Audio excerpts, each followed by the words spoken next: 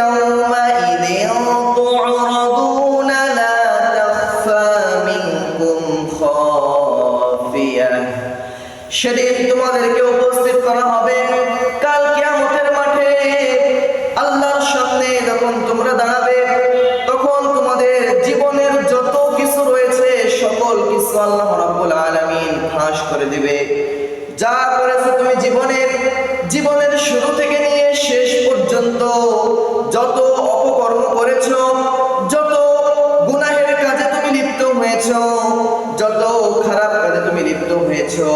টেবিলের নিচ দিয়ে উপর দিয়ে সুদ খেয়েছো, ঘুষ খেয়েছো, জেনা ব্যভিচারের মধ্যে লিপ্ত হয়েছো, এই বিষয়গুলো আল্লাহ রাব্বুল আলামিন কাল কিয়ামতের মাঠে একজন একজন করে বান্দাকে ডাকবে আর ডাক দিয়ে বলবে, হে আমার বান্দা, তুমি তো গুনাহ করেছো,